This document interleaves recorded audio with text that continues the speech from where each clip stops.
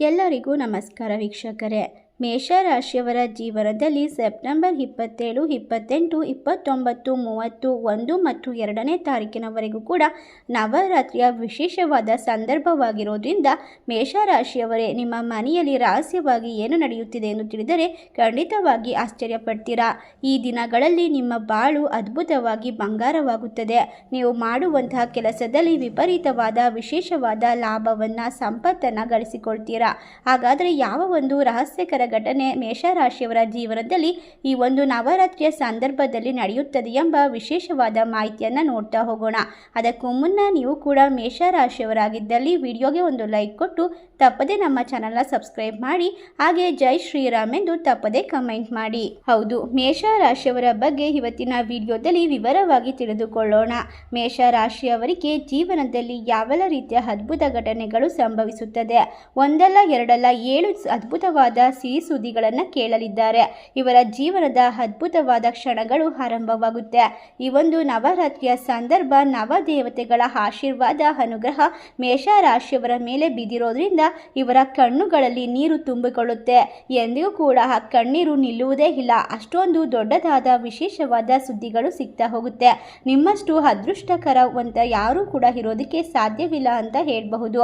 ನಿಮ್ಮ ಜೀವನದ ಬದಲಾವಣೆಗಳು ಯಾವುವು, ಅದರ ಜೊತೆಗೆ ಜಾತಕ ಹೇಗಿರುತ್ತದೆ ಮತ್ತು ಅವರು ಎದುರಿಸಿರುವಂತಹ ಸವಾಲುಗಳನ್ನು ಹೇಗೆ ನಿವಾರಿಸಿಕೊಳ್ಳುವುದು, ಯಾವ ದೊಡ್ಡ ಸಾಧನೆಗೆ ನಿಮಗಾಗಿ ಈ ಒಂದು ಪ್ರಪಂಚ ಕಾದು ಕುಳಿತಿದೆ, ನಿಮ್ಮ ಪ್ರತಿಯೊಂದು ಹೆಜ್ಜೆಯಲ್ಲೂ ಕೂಡ ಯಶಸ್ಸಿನ ತುದಿಗೆ ತಲುಪುವಂತಹ ಅವಕಾಶವನ್ನು ಪಡೆದುಕೊಳ್ತೀರಾ.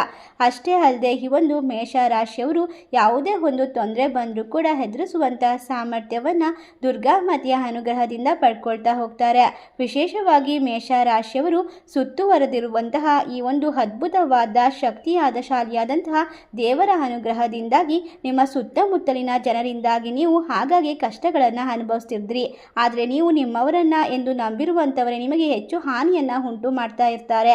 ವಾಸ್ತವವಾಗಿ ಅವರು ಯಾವುದೇ ಒಂದು ತೊಂದರೆಯನ್ನು ಕೊಟ್ಟರೂ ಕೂಡ ನಿಮ್ಮ ಪ್ರತಿಯೊಂದು ದುಃಖ ಮತ್ತು ನೋವಿಗೆ ಕಾರಣ ಅಲ್ಲದೆ ಹಿಂದಿನಿಂದ ನಿಮಗೆ ಬಹಳಷ್ಟು ಒಳ್ಳೆಯ ವಿಷಯಗಳು ಸಂಭವಿಸಲಿದೆ.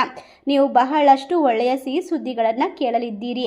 ಇಲ್ಲಿಯವರೆಗೆ ನೀವು ಎದುರಿಸಿದಂತಹ ಕಷ್ಟಗಳು ಮತ್ತು ಸಂಕಟಗಳನ್ನು ಕೊನೆಗೊಳಿಸಿ, ಏಕೆಂದರೆ ನಿಮಗೆ ಒಳ್ಳೆಯ ದಿನಗಳು ಪ್ರಾರಂಭವಾಗುತ್ತಿವೆ.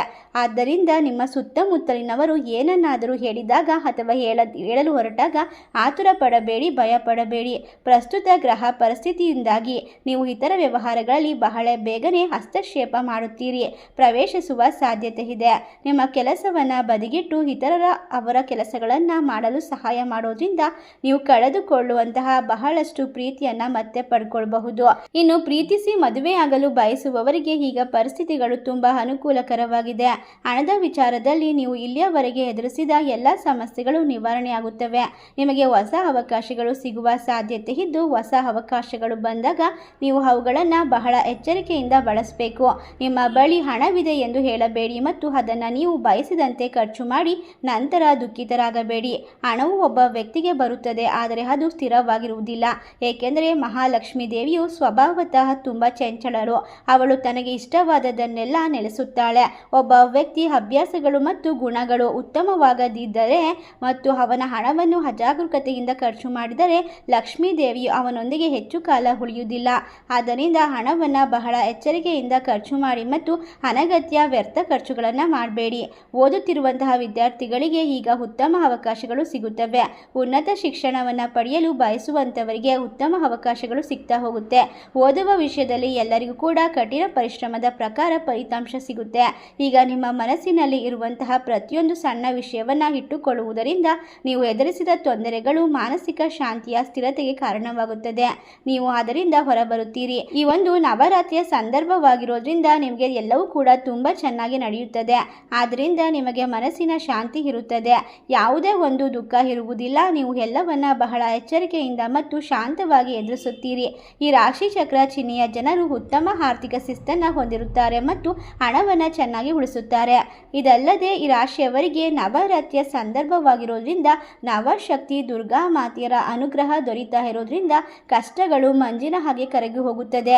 ನಿಮ್ಮ ಪೋಷಕರು ನಿಮಗೆ ಸಹಾಯವನ್ನು ಮಾಡ್ತಾರೆ. ನೀವು ನೀಡಿದಂತಹ ಎಲ್ಲ ಕೆಲಸದಲ್ಲೂ ಅತ್ಯುತ್ತಮವಾದ ಯಶಸ್ಸನ್ನು ಕಂಡುಕೊಳ್ಳುವಂತಹ ಸಮಯ ಇದಾಗಿದೆ. ಇನ್ನು ರಿಯಲ್ ಎಸ್ಟೇಟಲ್ಲಿ ಬಿಸ್ನೆಸ್ಸಲ್ಲಿ ಒಂದು ಅತ್ಯುತ್ತಮವಾದ ಚೆನ್ನಾಗಿ ಅಭಿವೃದ್ಧಿಯನ್ನು ಪಡ್ಕೊಳ್ಬಹುದು. ಈ ರಾಶಿ ಚಕ್ರ ಚಿಹ್ನೆಯ ಜನರು ತಮ್ಮ ಯೌವನದಲ್ಲಿ ಅದೃಷ್ಟವನ್ನು ಪಡೆಯುತ್ತಾರೆ. ಅವರು ಜೀವನದಲ್ಲಿ ಅನೇಕ ಸಂತೋಷಗಳನ್ನು ಆನಂದಿಸುತ್ತಾರೆ ಮತ್ತು ಪೀಳಿಗೆಗೆ ಮಾದರಿಯಾಗುತ್ತಾರೆ. ಸಂಬಂಧಿಕರೊಂದಿಗಿನ ಭಿನ್ನಾಭಿಪ್ರಾಯಗಳು ದೂರವಾಗುತ್ತೆ. ಈ ಸಂದರ್ಭದಲ್ಲಿ ಯಾವುದೇ ವಿಷಯದಲ್ಲಿ ರಾಜಿ ಮಾಡಿಕೊಳ್ಳದೆ ಅವರು ಕಷ್ಟಪಟ್ಟು ಕೆಲಸ ಮಾಡ್ತಾರೆ. ಮಗಳು ಮಾತ್ರ ಎಲ್ಲದರಿಂದ ವಿನಾಯಿತಿ ಪಡೆಯುತ್ತಾಳೆ. ಈ ರಾಶಿ ಚಕ್ರದ ಜನರು ಸಾಮಾನ್ಯವಾಗಿ ಶಾಂತ ಮತ್ತು ಶಾಂತಿಯುತವಾಗಿ ಇರ್ತಾರೆ. ಅವರು ಜಗಳ ಮತ್ತು ವಿವಾದಗಳನ್ನು ತಪ್ಪಿಸುತ್ತಾರೆ. ಆದರೆ ಕೆಲವೊಮ್ಮೆ ಅವರು ಇದ್ದಕ್ಕಿದ್ದಂತೆ ಕೋಪಗೊಳ್ತಾರೆ. ಅದಲ್ಲದೆ ಈ ಕೋಪವು ಹೆಚ್ಚು ಕಾಲ ಉಳಿಯುವುದಿಲ್ಲ. ಅವರ ಕೋಪಕ್ಕೆ ಮುಖ್ಯ ಕಾರಣವೆಂದರೆ ಅನ್ಯಾಯ ನಡೆದಾಗ ಅಥವಾ ಅವರಿಗೆ ಇಷ್ಟವಿಲ್ಲದ ವಿಷಯಗಳು ಸಂಭವಿಸಿದಾಗ ಅವರು ಭಾವನೆಗಳನ್ನು ಬೇಗನೆ ವ್ಯಕ್ತಪಡಿಸೋದಿಲ್ಲ. ಅವರು ಅವುಗಳನ್ನು ಒಟ್ಟಿಗೆ ಇಟ್ಕೊಳ್ತಾರೆ. ಈ ಭಾವನೆಗಳು ಸಂಗ್ರಹವಾದಾಗ ಅವು ಇದ್ದಕ್ಕಿದ್ದಂತೆ ಕೋಪದ ರೂಪದಲ್ಲಿ ಹೊರಬರಬಹುದು. ಅವರ ಕೋಪವು ತೀವ್ರವಾಗಿದ್ದರೂ ಅದು ಬೇಗನೆ ತಣ್ಣಗಾಗುತ್ತದೆ. ಅವರು ತಮ್ಮ ಕೋಪವನ್ನು ನಿಯಂತ್ರಿಸಲು ಶ್ರಮಿಸುತ್ತಾರೆ. ಈ ಸ್ವಲ್ಪ ಕೋಪದಿಂದಾಗಿ ಕೆಲವೊಮ್ಮೆ ಅವರು ತಮ್ಮ ಪ್ರೀತಿ ಪಾತ್ರರೊಂದಿಗೆ ಸಣ್ಣ ಜಗಳವನ್ನು ಕೂಡ ಮಾಡಿಕೊಳ್ಳುವ ಸಾಧ್ಯತೆ ಇದೆ. ಆದರೆ ನೀವು ಯಾವುದೇ ಒಂದು ತೊಂದರೆ ಬಂತು ಅಂತ ಹೆದರುಕೊಳ್ಳೋ ಅವಶ್ಯಕತೆ ಇಲ್ಲ. ಈ ಒಂದು ನವರಾತ್ರಿಯ ಸಂದರ್ಭದಲ್ಲಿ ನಿಮ್ಮ ಬಾಳಿನಲ್ಲಿ ಅದ್ಭುತವಾದ ಅದೃಷ್ಟ ಹೊಳೆಯುತ್ತದೆ. ಎಲ್ಲ ಕಷ್ಟಗಳು ದೂರವಾಗ್ತಾ ಹೋಗುತ್ತೆ. ನೆಮ್ಮದಿಯ ಜೀವನ ನಿಮಗೆ ಸಿಗ್ತಾ ಹೋಗುತ್ತೆ. ನಿಮ್ಮ ಕೋಪವನ್ನು ನೀವು ಕಡಿಮೆ ಮಾಡಿಕೊಂಡಿದ್ದೆ ಆದಲ್ಲಿ ನೀವು ಎಲ್ಲದರಿಂದ ಒಂದು ವಿಶೇಷವಾದ ಒಂದು ಅನುಗ್ರಹವನ್ನು ಪಡ್ಕೊಳ್ತೀರಾ. ಅದಲ್ಲದೆ ಈ ರಾಶಿ ಚಕ್ರ ಚಿಹ್ನೆಯ ಜನರು ಮಹಿಳೆಯರಿಂದ ಬಹಳಷ್ಟು ಬಳಲುವಂತಹ ಸಂದರ್ಭ ಇದೆ.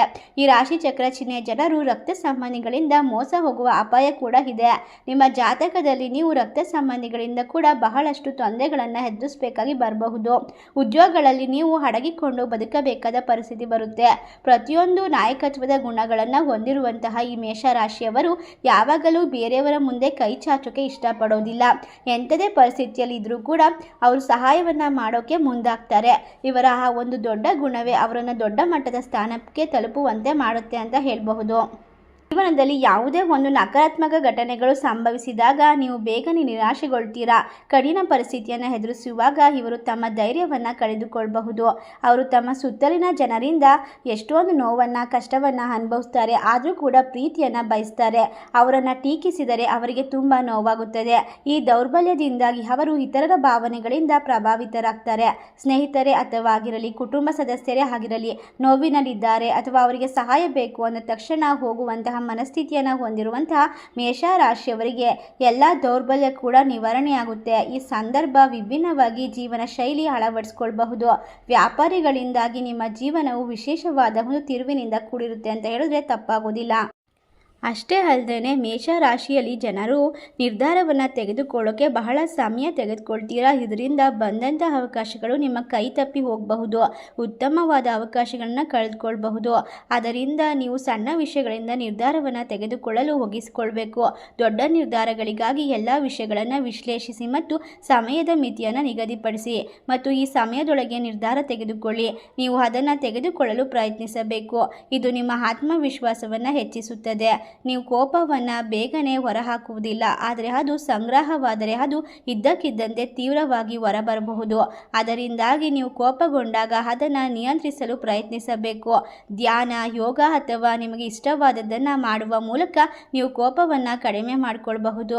ನೀವು ಇತರರ ಟೀಕೆ ಮತ್ತು ನಕಾರಾತ್ಮಕ ಮಾತುಗಳಿಗೆ ಹೆಚ್ಚು ಗಮನವನ್ನು ಕೊಡಬಾರ್ದು. ನೀವು ನಿಮ್ಮ ಸಕಾರಾತ್ಮಕ ಅಂಶಗಳ ಮೇಲೆ ಕೇಂದ್ರೀಕರಿಸಬೇಕಾಗುತ್ತೆ. ಇತರರ ಅನುಮೋದನೆಯಾಗಿ ನೀವು ಕಾಯೋದು ಮತ್ತು ಬದುಕೋದು ಕಲಿಯುವುದನ್ನು ತಪ್ಪಿಸಬೇಕು. ಮಾನಸಿಕ ಒತ್ತಡವನ್ನು ಕಡಿಮೆ ಮಾಡಿಕೊಳ್ಳಲು ವಿಶ್ರಾಂತಿಯನ್ನು ಪಡೆದುಕೊಳ್ಳಿ. ವಿವಾದಗಳಿಂದ ದೂರವಿರಬೇಕು, ಒಳ್ಳೆಯದು. ಆದರೆ ಕೆಲವೊಮ್ಮೆ ನೀವು ನಿಮ್ಮ ಹಕ್ಕುಗಳಿಗಾಗಿ ಹೋರಾಡಲೇಬೇಕಾಗುತ್ತೆ. ಅನ್ಯಾಯವಾದಾಗ ರಾಜಿ ಮಾಡಿಕೊಳ್ಳದೆ ನಿಮ್ಮ ಅಭಿಪ್ರಾಯವನ್ನು ಧೈರ್ಯದಿಂದ ವ್ಯಕ್ತಪಡಿಸಲು ನೀವು ಒಗ್ಗಿಸಿಕೊಳ್ಬೇಕು. ನೀವು ವಿವಾದವನ್ನು ಶಾಂತಿಯುತವಾಗಿ ಪರಿಹರಿಸಲು ಪ್ರಯತ್ನಿಸಿ. ಸೋಲಲು ಸಿದ್ಧರಾಗಿರಬೇಕು. ಈ ರಾಶಿ ಚಕ್ರ ಚಿಹ್ನೆಯವರು ನೀವು ಒಂದು ಸಲ ಸೋತಾಗ ಸೋಲಿನ ರುಚಿ ಅನುಭವಿಸಿದಾಗ ಗೆಲುವಿನ ಹಾದಿ ಎಷ್ಟು ಕಠಿಣ ಮತ್ತು ಎಷ್ಟು ಸಂಭ್ರಮದಿಂದ ತುಂಬಿರುತ್ತೆ ಅಂತ ನಿಮಗೆ ಗೊತ್ತಾಗುತ್ತೆ.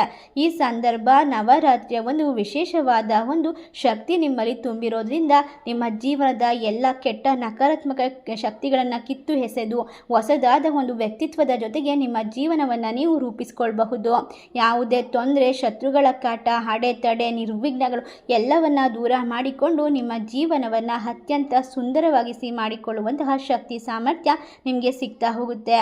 ಈ ರಾಶಿಯವರು ದೇವರ ಮೇಲಿರುವಂತಹ ನಂಬಿಕೆಯಿಂದ ನಿಮ್ಮ ಜೀವನದಲ್ಲಿ ಹೆಚ್ಚಿನ ಸ್ಥಿರತೆ ಮತ್ತು ಸಂತೋಷವನ್ನು ಪಡೆಯಬಹುದು. ಈಗ ನಿಮಗೆ ಬರಲಿರುವ ಅತಿ ದೊಡ್ಡ ಒಳ್ಳೆಯ ಸುದ್ದಿಯ ಬಗ್ಗೆ ವಿವರವಾಗಿ ತಿಳಿದುಕೊಳ್ಳೋಣ. ನಾವು ಚಿಂತಿಸುತ್ತಿರುವಂತೆಯೇ ಅದು ನಮಗೆ ಸಂಭವಿಸುತ್ತದೆ. ಅದರಿಂದ ದೇವರ ಮೇಲೆ ನಿಮ್ಮ ಸಂಪೂರ್ಣ ನಂಬಿಕೆಯನ್ನು ಇರಿಸಿ. ದೇವರನ್ನ ಎಂದಿಗೂ ಬಿಟ್ಟು ಕೊಡಬೇಡಿ, ಏಕೆಂದರೆ ಆ ದೇವರು ಒಳ್ಳೆಯದನ್ನು ಮಾಡುತ್ತಾನೆ. ಮನೆಯಲ್ಲಿರುವ ಮಹಿಳೆಯರಿಗೆ ಉತ್ತಮ ಅವಕಾಶಗಳು ಸಿಗುತ್ತವೆ. ನೀವು ಅವರ ಹೆಸರಿನಲ್ಲಿ ಏನೇ ತೆಗೆದುಕೊಂಡರೂ ಕೂಡ ಚೆನ್ನಾಗಿ ಒಟ್ಟಿಗೆ ಬರುತ್ತದೆ. ವ್ಯಾಪಾರ ಮಾಡುವವರು ಉತ್ತಮ ಫಲಿತಾಂಶಗಳನ್ನು ಪಡೆದುಕೊಳ್ತಾರೆ ಮತ್ತು ಮದುವೆ, ವಿವಾಹ ಸಂಬಂಧಗಳನ್ನು ಹುಡುಕುತ್ತಿರುವಂತವರಿಗೂ ಕೂಡ ಉತ್ತಮ ಫಲಿತಾಂಶಗಳನ್ನು ಪಡೆಯಬಹುದು. ಸಂಬಂಧಗಳು ಬರುತ್ತವೆ. ಪ್ರಯಾಣಿಸಲು ಬಯಸುವಂತವರಿಗೆ ಉತ್ತಮ ಸೌಲಭ್ಯ ದೊರೀತಾ ಹೋಗುತ್ತೆ. ಇದರೊಂದಿಗೆ ನಿಮ್ಮ ಆರೋಗ್ಯದ ಬಗ್ಗೆ ಸ್ವಲ್ಪ ಕಾಳಜಿಯನ್ನು ವಹಿಸಿ ಮತ್ತು ಅನಗತ್ಯ ವಸ್ತುಗಳನ್ನು ಖರೀದಿಸದೆ ಹಣವನ್ನು ಉಳಿಸಿ. ಅಲ್ಲದೆ ಈ ರಾಶಿ ಚಕ್ರದ ಜನರು ಶ್ರೀಮಂತರಾಗಲಿದ್ದಾರೆ. ಈ ವಿಡಿಯೋವನ್ನು ನೋಡಿದ ತಕ್ಷಣ ಬಿಟ್ಟು ಬಿಡದೆ ಪೂರ್ತಿಯಾಗಿ ಎಲ್ಲೂ ಕೂಡ ಸ್ಕಿಪ್ ಮಾಡದೆ ನೋಡಿ. ಈ ರಾಶಿ ಚಕ್ರ ಚಿಹ್ನೆಗಳಿಗೆ ಅದೃಷ್ಟದ ಬಾಗಿಲು ಯಾವ ರೀತಿ ತೆರೆದುಕೊಳ್ಳುತ್ತದೆ ಮತ್ತು ಅವರ ಜೀವನದಲ್ಲಿ ಯಾವ ಪವಾಡ ಸಂಭವಿಸುತ್ತದೆ ಎಂಬುದನ್ನು ಇಂದಿನ ವಿವರವಾಗಿ ತಿಳ್ಕೊಳ್ತಾ ಹೋಗೋಣ. ಮುಂದಿನ ಈ ಒಂದು 7 ದಿನಗಳವರೆಗೂ ಕೂಡ ಇವರು ಜೀವನಕ್ಕೆ ಸಂಬಂಧಿಸಿದಂತಹ ಬಹಳ ಮುಖ್ಯವಾದ ದಿನಗಳು ಬರುತ್ತವೆ. ನಿಮ್ಮ ಅದೃಷ್ಟವು ಪರೀಕ್ಷಿಸಲ್ಪಡುವ ದಿನಗಳು ಇದಾಗಿರುತ್ತೆ. ಇವು ಎಂದು ಯಾವತ್ತೂ ಕೂಡ ನೀವು ತೊಂದರೆಗಳಿಂದ ಬಂದರೂ ಕೂಡ ದೇವರು ನಿಮಗೆ ಅಪಾರವಾದಂತಹ ಶ್ರೀಮಂತರಾಗಲು ಅವಕಾಶವನ್ನು ನೀಡ್ತಾ ಇದ್ದಾನೆ. ಈ ಕೆಲಸವನ್ನು ಖಂಡಿತವಾಗಿ ಮಾಡಿ. ಕಾರ್ತಿಕದಲ್ಲಿ ನೀವು ದೊಡ್ಡ ಯಶಸ್ಸನ್ನು ಸಾಧಿಸುವಿರಿ. ಅರಳಿ ಮರದ ಮಹಿಮೆಯ ಬಗ್ಗೆ ತಿಳಿಯದ ವ್ಯಕ್ತಿ ಇಲ್ಲ. ನಾವು ಅರಳಿ ಮರವನ್ನು ದೈವಿಕ ಮರವೆಂದು ಪರಿಗಣಿಸುತ್ತೇವೆ. ನಾವು ಇದನ್ನು ಶ್ರೀ ಮಹಾವಿಷ್ಣುವಿನ ಅಕ್ಷರಶಃ ಸ್ವರೂಪವೆಂದು ಪರಿಗಣಿಸುತ್ತೇವೆ. ಇದು ಮಹಾಶಿವನಿಗೆ ತುಂಬ ಪ್ರಿಯವಾದ ಮರವಾಗಿದೆ. ಈ ಮರದ ಮಹಿಮೆಯ ಬಗ್ಗೆ ಅನೇಕ ಪೌರಾಣಿಕ ಕಥೆಗಳು ಕೂಡ ಇದೆ. ಹಾಗಾಗಿ ಈ ಮರದ ಬಳಿ ನಿಧಿ ಅಡಗಿದೆ ಎಂದು ಹೇಳಲಾಗುತ್ತದೆ. ನೀವು ಹಣದ ಕಟ್ಟನ್ನು ನೋಡುತ್ತೀರಿ ಎಂದಲ್ಲ, ಆದರೆ ನೀವು ಮಾಡುವಂತಹ ಒಂದು ಸಣ್ಣ ಕೆಲಸದ ಮೂಲಕ ದೇವರ ಅನುಗ್ರಹವು ನಿಮಗೆ ತುಂಬ ಶ್ರೀಮಂತರಾಗಲು, ಕೋಟ್ಯಾಧಿಪತಿಯಾಗಲು ಸಹಾಯ ಮಾಡುತ್ತೆ. ಇಡೀ ಮನೆಯನ್ನು ಸ್ವಚ್ಛಗೊಳಿಸಿ ನಂತರ ಚೆನ್ನಾಗಿ ಸ್ನಾನ ಮಾಡಿ ಲೋಟದಲ್ಲಿ ಹಾಲು ಕುಡಿದ ನಂತರ ಮನೆಗೆ ಹೋಗಿ. ಅದು ಮನೆಯ ಹತ್ತಿರ ಅಥವಾ ದೇವಾಲಯದಲ್ಲಿ ಇರಲಿ, ಎಲ್ಲೇ ಅರಳಿ ಮರವಿದೆಯೋ ಮೊದಲು ಆ ಮರದ ಮೇಲೆ ಹಾಲನ್ನು ಸುರಿಯಿರಿ. ನಿಮ್ಮ ಕಣ್ಣುಗಳನ್ನು ಮುಚ್ಚಿ ನಂತರ ಸಂಕಲ್ಪವನ್ನು ಹೇಳಿ. ನಿಮ್ಮ ಜೀವನದಲ್ಲಿ ನೀವು ಯಾವುದೇ ಏರಿಳಿತಗಳನ್ನು ಹೊಂದಿದ್ದರೂ ಈ ಎಲ್ಲ ಸಮಸ್ಯೆಗಳು ಸಹ ಪರಿಹರಿಸಲ್ಪಡುತ್ತದೆ. ನೀವು ಹಣದ ಸಮಸ್ಯೆಗಳಿಂದ ಮುಕ್ತರಾಗುತ್ತೀರಿ. ನೀವು ಆರ್ಥಿಕ ಪರಿಸ್ಥಿತಿಗಳ ಪರಿಣಾಮಗಳಿಂದ ಮುಕ್ತಿಯಾಗುತ್ತೀರಿ. ನೀವು ಒಬ್ಬ ತಾಯಿ ತನ್ನ ತಂದೆಗೆ ಯಾವ ರೀತಿ ಕಷ್ಟಗಳನ್ನು ಹೇಳುವಂತೆ ನೀವು ನಿಮ್ಮ ಕಷ್ಟಗಳನ್ನು ಮನಸ್ಸಿನಲ್ಲಿ ಹೇಳಿಕೊಂಡು ದೇವರಿಗೆ ಹೇಳಿಕೊಳ್ಬೇಕು. ಆ ಮರದ ಕೆಳಗೆ ಕೂತು ನಿಮ್ಮ ಕಷ್ಟಗಳನ್ನು ಪರಿಹರಿಸುವಂತೆ ಬೇಡಿಕೊಳ್ಳಿ. ಅದೇ ರೀತಿ ದೇವರನ್ನು ಪ್ರಾರ್ಥಿಸಿ ದೀಪ ಹಚ್ಚಿ ಮರದ ಕೆಳಗಡೆ ಆರಂಭದಲ್ಲಿ ದಾರದಿಂದ ಹಚ್ಚಿದಂತಹ ದೀಪದಿಂದ ನಂತರ ಓಂ ನಮೋ ನಾರಾಯಣ ಮಂತ್ರವನ್ನು ಜಪಿಸಿ ಮರದ ಸುತ್ತಲೂ 11 ಸುತ್ತು ಗಂಟುವನ್ನು ಹಾಕಿ. ಈ ರೀತಿಯಾಗಿ ನೀವು ಮಾಡೋದ್ರಿಂದ ನೀವು ವಿಷ್ಣುವಿನ ಆಶೀರ್ವಾದವನ್ನು ಪಡೆಯಲು ಸಾಧ್ಯವಾಗುತ್ತೆ. ನೀವು ಶಿವನ ಆಶೀರ್ವಾದವನ್ನು ಪಡೆಯಲು ಸಾಧ್ಯವಾಗುತ್ತೆ. ಲಕ್ಷ್ಮೀ ದೇವಿಯ ಅನುಗ್ರಹದಿಂದಾಗಿ ನೀವು ಕೋಟಿಗಟ್ಟಲೆ ಗಳಿಸಲು ಸಾಧ್ಯವಾಗುತ್ತೆ. ಅವಕಾಶಗಳ ಸುರಿಮಳೆ ಸುರಿಯುತ್ತೆ. ಅವಕಾಶಗಳ ಮಾರ್ಗದರ್ಶನಗಳು ತೆರೆದುಕೊಳ್ಳುತ್ತೆ. ಮೊದಲು ನೀವು ಅವಕಾಶಗಳಿಗಾಗಿ ಕಾಯುತ್ತಿದ್ದೀರಿ, ಆದರೆ ಈ ಸಮಯದಲ್ಲಿ ಅವಕಾಶಗಳು ನಿಮ್ಮ ದಾರಿಗೆ ಬರುತ್ತವೆ. ನೀವು ಹಿಂದೆ ಅನುಭವಿಸಿದಂತಹ ಆರ್ಥಿಕ ಸಮಸ್ಯೆಗಳು ಪರಿಹಾರವಾಗುತ್ತವೆ. ಅಷ್ಟೇ ಅಲ್ಲದೆ ನಿರುದ್ಯೋಗಿಗಳಿಗೆ ಬಡ್ತಿ ಸಿಗುತ್ತೆ ಮತ್ತು ಉದ್ಯಮಿಗಳಿಗೆ ವ್ಯವಹಾರದಲ್ಲಿ ನಿರೀಕ್ಷಿತ ಲಾಭ ಸಿಗುತ್ತೆ. ಅಲ್ಲದೆ ಈ ಒಂದು ಸಂದರ್ಭ ನಿಮ್ಮ ಜೀವನದಲ್ಲಿ ಹಿಂದೆಂದೂ ಕಾಣದ ಆರ್ಥಿಕ ಪ್ರಗತಿಯನ್ನು ನೀವು ಖಂಡಿತವಾಗಿ ಕೂಡ ನೋಡ್ತೀರಾ. ಏಕೆಂದರೆ ಅರಳಿ ಮರವು ಅದ್ಭುತವಾದಂತಹ ಮರವಾಗಿದೆ. ಅಲ್ಲದೆ ನೀವು ಸಾಧ್ಯವಾದಷ್ಟು ದಾನ ಧರ್ಮಗಳನ್ನು ಮಾಡಬೇಕು. ನೀವು ಖಂಡಿತವಾಗಿ ಅಪಾರ ಪ್ರಯೋಜನವನ್ನು ಪಡೆಯುತ್ತೀರಾ. ನೀವು ಅದನ್ನು ಪಡೆದುಕೊಳ್ಳುತ್ತೀರಾ. ಎಲ್ಲ ರೀತಿಯ ಕಷ್ಟಗಳಿಂದ ಹೊರಬರ್ತೀರಾ. ನವರಾತ್ರಿಯ ಒಂದು ನವದುರ್ಗೆಯರ ಅನುಗ್ರಹ, ಆಶೀರ್ವಾದ, ನಾರಾಯಣನ ಅನುಗ್ರಹ ನಿಮ್ಮ ಮೇಲೆ ದೊರೆಯೋದ್ರಿಂದ ಸರ್ವ ಸಮಸ್ಯೆಗಳು, ಕಷ್ಟಗಳಿಂದ ಪರಿಹಾರ, ನೆಮ್ಮದಿಯ ಜೀವನ. ನೀವೇನು ಈ ಒಂದು ಸಣ್ಣ ಪರಿಹಾರಕ್ಕೆ ಕೋಟಿಗಟ್ಟಲೆ, ಲಕ್ಷಗಟ್ಟಲೆ ಹಣವನ್ನು ಖರ್ಚು ಮಾಡುವ ಅವಶ್ಯಕತೆ ಇಲ್ಲ. ನಿಮ್ಮ ಮನೆಯ ಬಳಿ ಇರುವಂತಹ ಅರಳಿ ಮರಕ್ಕೆ ಒಂದು ಲೋಟ ಹಾಲನ್ನು ಹಾಕಿ ಭಕ್ತಿಯಿಂದ ದೀಪವನ್ನು ಹಚ್ಚಿ ನಿಮ್ಮ ಮನಸ್ಸಿನ ಕಾಮನೆಗಳನ್ನು ಪ್ರೀತಿಯಿಂದ ಹೇಳಿಕೊಳ್ಳಿ. ದೇವರು ನಿಮಗೆ ದಾರಿಯನ್ನು ತೋರಿಸ್ತಾನೆ. ಹಸಿದವರಿಗೆ, ಅನಾಥರಿಗೆ ನಿಮ್ಮ ಕೈಲಾದಷ್ಟು ಸಹಾಯವನ್ನು ಮಾಡಿ. ಅದೇ ರೀತಿ ಮಾಡೋದ್ರಿಂದ ಉತ್ತಮವಾದ ಫಲಿತಾಂಶ ಜೀವನದಲ್ಲಿ ಕಂಡುಕೊಳ್ತೀರಾ. ಅಲ್ಲದೆ ಆರ್ಥಿಕ ಪ್ರಗತಿಗಾಗಿ ನಿಮ್ಮ ವೃತ್ತಿಪರ ಕೆಲಸದಲ್ಲಿ ಅನುಕೂಲಕರವಾದ ಪರಿಸ್ಥಿತಿಗಳನ್ನು ಪಡೆಯಲು ಸಾಧ್ಯವಾಗುತ್ತೆ. ಪ್ರತಿ ಶುಕ್ರವಾರ ಶ್ರೀ ಮಹಾಲಕ್ಷ್ಮೀ ದೇವಿಯನ್ನ ಭಕ್ತಿಯಿಂದ ಧೂಪ ದ್ರವ್ಯ ದೀಪಗಳಿಂದ ಪೂಜಿಸಿ ನಿಮ್ಮ ಮನೆಯಲ್ಲಿ ಸಾಂಬ್ರಾಣಿ ಧೂಪವನ್ನು ಇರಿಸಿ. ನಿಮಗೆ ಉತ್ತಮವಾದ ಫಲಿತಾಂಶಗಳು ಸಿಗ್ತಾ ಹೋಗುತ್ತೆ. ಗೋಮಾತೆಯ ಆರೈಕೆಗಾಗಿ ಆರ್ಥಿಕ ಸಹಾಯ ನೀಡಿ.